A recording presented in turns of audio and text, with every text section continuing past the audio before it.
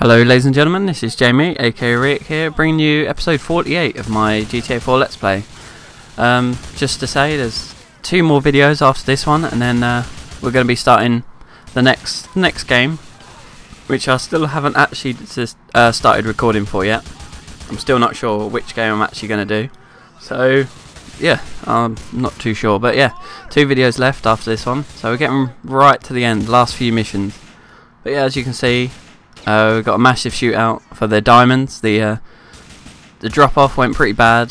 They've got the girl back, but we haven't got the diamonds. Someone's run off with them, so we're chasing after them. I'm with Patrick, but we chase them down, and the guy with them throws them onto this like garbage truck, pretty much, and that obviously drives off, and so we're never going to see them again. So after all this time, after all the trouble we've been through, you know, we still haven't got the diamonds, and we've lost the girl as well, which is probably the worst case scenario. It's probably the worst. You know, the meeting could have gone, but you know, it's not all bad. We're both still alive, so at the end of the day, it's not all bad. But yeah, after this, I'll go and see Jimmy Pegorino again. He asked me like for one last job, basically, and there's a hell of a lot of money in it apparently, but he wants me to work with Dimitri, and obviously I don't want to do that. Nico says no, and he says, you know, you haven't really got a choice in the matter.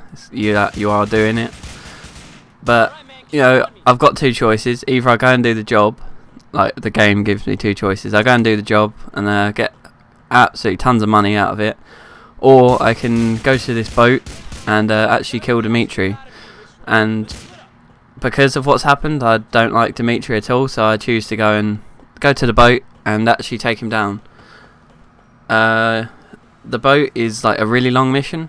It takes ages. It's a huge shootout, and first part of it, you kind of have to kill your way to the control room, because Dimitri's on the lower deck, and obviously you can't get down there without going to the control room, opening up a door, and then going down there. But I get to the control room at the end of this episode and turn the switch that unlocks the door. So, you know, I go down there, and that'll be in the next episode that you'll see that. So yeah, that's pretty much what happens in this video. It's a lot of shooting and a lot of driving, so pretty much GTA all over. But yeah, that's what happens. So now I'm going to move on to the topic, which is multiplayer gaming for this episode, which, you know, is quite a big subject to talk about, because you know, there's a lot of things to talk about multiplayer gaming. Obviously there's the games that I play multiplayer, you know, and my experiences playing multiplayer games, but then there's also, you know, how developers are kind of moving away from single player a little bit in certain genres and swaying towards multiplayer and bringing in co-op to almost every game there is now. So yeah, to start with, I'm going to talk about my experiences with multiplayer gaming, which I don't know really where to start, because obviously I've played multiplayer gaming for a long time now, and for me it's always been social. I've never, sometimes some games I do play just for enjoyment, but mainly like say Xbox gaming definitely is social. I rarely ever go online on my own and play like Halo or whatever. If I on my Xbox on my own, I normally play a single player game, which you know, it's pretty self-explanatory really why I do that. I don't like playing multiplayer games on my own, because generally it's better to play multiplayer games in a team, especially like Halo and Call of Duty. So at least I know I've got one person or whatever, or 2 or 3 other people that I can rely on to actually play the game well. But you know, sometimes it's nice to actually always have a party, which I do. Yeah, so first, like when I first started online gaming and multiplayer in general, it's always with someone I know. Like, I got introduced to multiplayer gaming by a friend, and I used to go around there all the time and play like Xbox Live with him and split screen and stuff. And I always split screen with my brother on like different games, or obviously like co-opt it. And then obviously when I was younger, I used to go around friends or have friends over. We always used to play games like together. You never play a single player game when you've got friends over. It's normally FIFA. It's probably the most played game when I have mates over. So it's such a good, you know, social game. It's pretty funny as well. So But yeah, so that's, you know, social, definitely an important factor of multiplayer gaming for me. Another thing is that feeling when you win. You know, it sounds pretty sad, I know, but I'm sure if you take, like, you know, if you play gaming a lot, you get that satisfaction when you do actually win a game, and you win it well. Like today, I recorded, or I got a StarCraft 2 gameplay, and as soon as I won, as soon as he, like, you know, left the game, I felt so good about it, because, you know, my build had gone well. I countered what he was doing really well. I didn't get supply blocked too much or anything. I actually played quite nicely, and that feeling when he actually, you know, he left the game, he didn't actually GG, which was a bit annoying, but you know, just that feeling that I'd actually beaten him, you know, really well. I actually stomped on him so bad, and that game will have actually, when you see this video, it'll have already been up. So it had been last weekend. But yeah, it was such a good feeling. I get that a lot. Like, say I'm playing in a team of 4 on Halo, and I'm playing against another team of 4, like a game battles match or something. When you beat that team, you know, and you submit that score away to game battles, and you see it up on the internet, you know, that feels good, because you've worked together as a team, you've outplayed another team, and you know, that's been recorded. That's always going to have that result. So yes, it's really good to, like, you know, have that feeling. I'm sure that's what all pro gamers feel like, and that's why they do it. Just the thought of, like, winning a professional, like, tournament, not even a tournament, like a game at professional, like, scene, would be amazing. I could imagine that feeling would be awesome.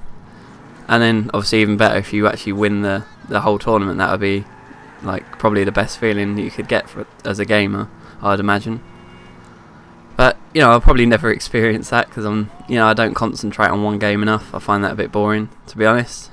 But you never know, one day I might find a game that I'm actually, you know, naturally talented at.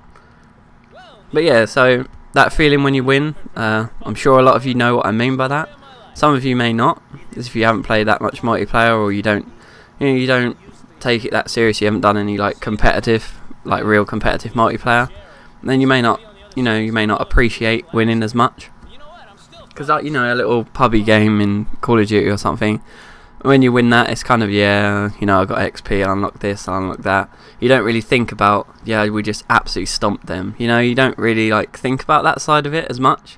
But if it's in more of a competitive scene, or it was a really close match or something like that, I always find close matches always feel better when you win them.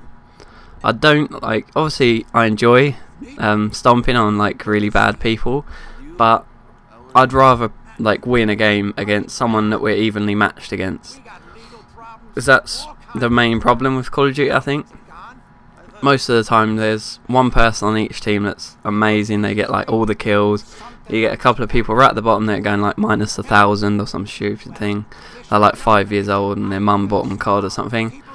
And then, you know, there's the middle ground people who, like, you know, either go evens or just positive. That's kind of where I am normally, with quite a few assists normally. So, you know, I'm a support player, always have been, and you know, I'll never be a main slayer, but, you know, I like playing support, so I like those assists. So yeah, that's kind of that aspect of it. You know, winning. It's obviously the main drive for multiplayer gaming, is winning, beating that other team. You know, it feels better than obviously beating a computer player or team or whatever. Obviously, you play FIFA online, for example, and you beat a player, like a real person. That feels quite good, you know, because you've outskilled them.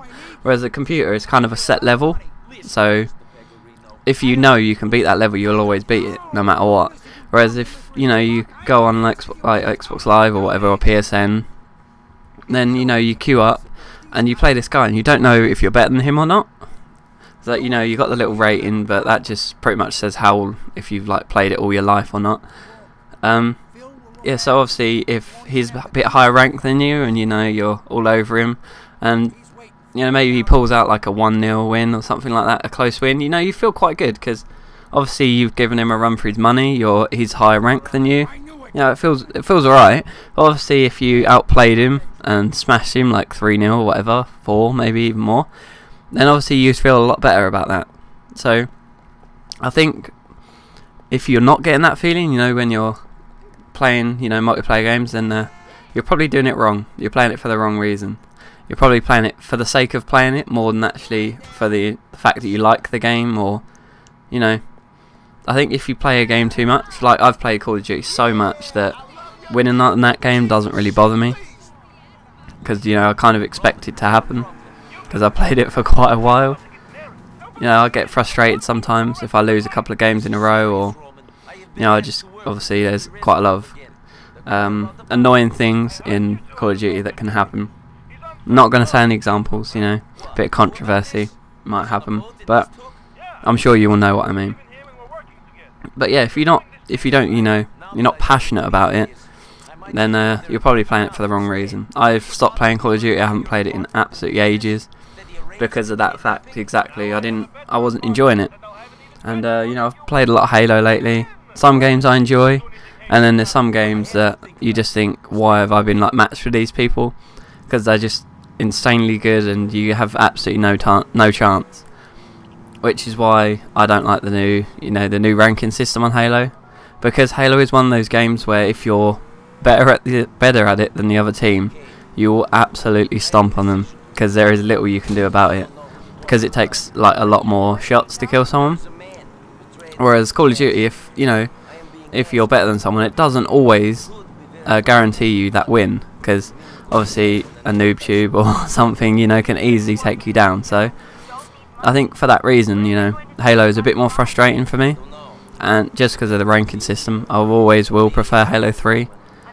So, you know, even by sales figures, Halo 3 was a lot better by probably about, I think it was 9 times better, like more sales or something like that. But yeah, if they brought that ranking system back, I think I'd you know, be inclined to play it more, because I don't like being put up against people that are clearly like yards and miles ahead of me in skill. So I don't really see the point of that much, because obviously you're not going to beat them unless something really weird happens, like they decide that, you know, they're going to hide, or you know, not play properly, maybe, you know, use only beatdowns or something like that. You're never going to beat like a team if they're better than you. So I think that can get a bit annoying, but as I said, you know, if you don't have that passion for multiplayer gaming, like you can see with like Day 9 in his episode 100, I think it is, of his Day 9 Daily, he talks about his like gaming career, of like his competitive gaming career, and you can see just by watching him that he's so passionate about it. And that's what you need to be like. If you're going to play a game for hours and hours on end, you've got to be passionate about it, I think, and you've got to enjoy it. I know a lot of people who play games just because they want to play it. Like, you see some videos go up on YouTube of, say, like games that they know they're going to get views out of. They don't necessarily want to play it, but they know if they play it, they'll get a crap ton of views. I don't support that at all. I play games that I want to play, and you know, I kind of hope that you watch my videos for my personality instead of, obviously there is the gameplay in it as well, but you know, hopefully I can be interesting enough maybe to keep you watching or even listening. I don't mind if you just, you know, minimize the video or whatever, play a game while you're doing it. I know I do it all the time. Like most of Total Biscuit's videos, like the mailboxes, I don't watch the gameplay in the background, because I like listening to his commentary and you know, not necessarily the gameplay in the background. Obviously if he's doing a video like a StarCraft video, I will watch the gameplay, because then obviously it's, you know, something to watch. Whereas the mailbox, I don't watch it for the gameplay, I watch it for TV, you know, his opinion on these emails that he gets in. So, you know, I think that you've got to play games that you enjoy. Otherwise, you know, the gaming is meant to be fun at the end of the day. You're meant to enjoy what you do. You don't, I know some people, a lot of people, just play games hours and hours on end just because they, you know, think they should. But don't do that. Definitely don't do that. If you don't like a game, don't play it. Find another game that you do like and play that all you want, because, you know, at the end of the day, don't waste your time on a game that you don't like. But yeah, I've gone on a bit of a tangent there, but yeah, so multiplayer gaming, I think as a whole, is kind of what developers have to do now, it seems, to sell more copies. I know obviously Call of Duty is like that, Halo is definitely like that. You know, StarCraft obviously is built around the multiplayer, which is not a bad thing, I don't think, if it's done right. If obviously they spend enough time on the multiplayer, They do betas for it. They improve, well, a beta that intends to improve it, not necessarily just for promotion purposes, which is pretty much what Call of Duty does. But if they intend to change it, like Blizzard did with StarCraft, they changed quite a lot as far as I remember. So then that's all right. I can understand that. But multiplayer now just seems to be put in games, even if it doesn't kind of make sense. Some games really don't need multiplayer, but they kind of put it in. I think Assassin's Creed multiplayer is a bit strange for me. I know a lot of people say it's really good. I know TB said it was really good, but it just seems a bit strange, like that they put multiplayer in a game like that. So I don't really see why that game needs multiplayer. It's a single player game that really doesn't benefit from having multiplayer. I can understand Call of Duty, I can understand Halo, first person shooters in general having that multiplayer. RTS again, I can understand that, but some games just don't need it. Whereas if I think maybe co-op, I could understand, maybe in Assassin's Creed you have some co-op missions, that would be pretty cool, I gotta be honest. But multiplayer I don't think they needed in there. If they'd have put co-op in, I think a lot of people would have definitely played that, because that would be pretty. I know I'd play it. I'm sure my brother would want to play it as well.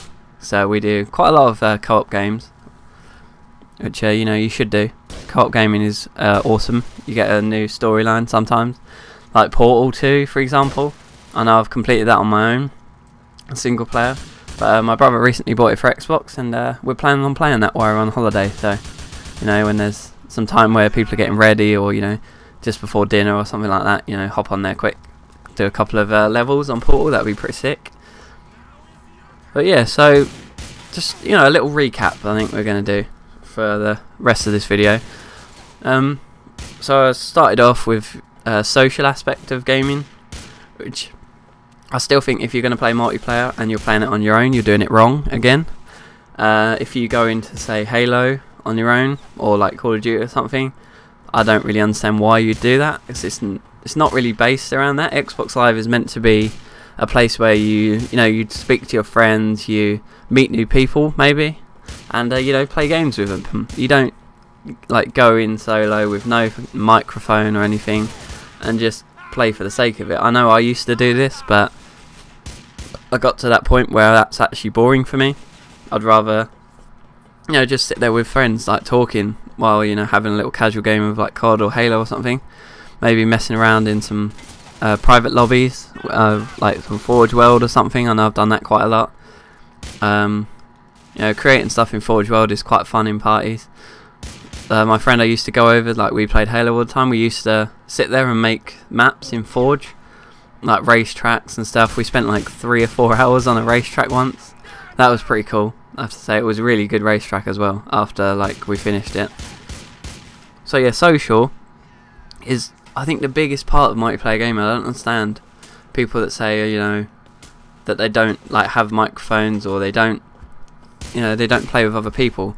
I know myself, most of the people I talk to now on the internet I've met through Call of Duty or Halo, something like that, because you join a team. It's the same with World of Warcraft. You join a guild, you don't know those people before. Maybe you do, obviously you have a couple of real life friends in there maybe, but you join that guild not knowing the people, and after a while obviously you get to know them because you play with them so much, you talk to them all the time, and you become good friends. And obviously if you play multiplayer games just for the fact of playing the game, and you don't want to talk to people or anything, then I think that's a bad thing. Gaming's going in the wrong direction in that aspect. I think a lot of people don't bother actually playing with like their friends and stuff, which I think is wrong. I know I play World of Warcraft mainly on my own, but that's literally the only game that I play on my own. I think most of the games that I do play with friends. But WoW, I kind of I can cope with that. I can play that quite happily on my own all the time, and that's how I've got as far as I have. There's not many people I know play it for as long as I do, which is probably a good thing, that they don't play it as much as I do, because I do play it quite a lot. But still, just the fact that multiplayer gaming is intended to play more than one person. That's why it's multiplayer. This kind of links with my other video about the LAN parties. I think the fact that people are moving away from actually playing with their friends and stuff, and actually, you know, talking to them while they're playing. I know I have so much more fun when I can speak to my friends on Xbox Live. Like, I know I do play at night, maybe when I can't talk, but when I can, I end up, like, you know, messing around. You know, we do some stupid stuff, and we laugh at people that, you know, take the game really seriously. I think that's the funniest thing, especially on Halo. Is maybe you lose a game, and then you go into the lobby afterwards, and the people are, like, you know, mouthing off how awesome they are and everything, and how you suck. It's just, I think that's hilarious. If I win a game, you know, you just say good game, you know, well played or whatever, and you know, you can try and be friendly. I know it's hard. I know a lot of people on Xbox Live are not like that, and I think that's the main problem with it. But you know, one day maybe the gaming community will realise that it's better if you have fun. But I doubt it will happen anytime soon, as people take gaming way too seriously. That's another thing, like I said, that feeling when you win, you know, that's the thing a lot of people don't get, because they literally play it just, you know, either level up in like COD or something, or just because they haven't got anything else better to do, which is obviously the wrong thing. You've got to be playing it for fun, in my mind, and if you're not, then find something better to do. I'd recommend playing guitar or something like that, you know, something productive. Maybe self-teaching yourself something like drawing, you know, something, you know, artistic maybe. So there's a lot more just than, like, other than gaming, believe it or not. And I would recommend having breaks as well from gaming all the time. You know, that's one of the reasons why I started this YouTube channel, in fairness, because I wanted something else to do. I gamed a lot, so I thought, what can I do with this to make it more productive? So I thought, you know, I could make some videos out of it. And it turns out to be a lot of fun. So yeah, pretty much wraps up this video. I got sidetracked quite a lot in the commentary, but yeah, thanks for watching, and I will see you next time. Goodbye for now.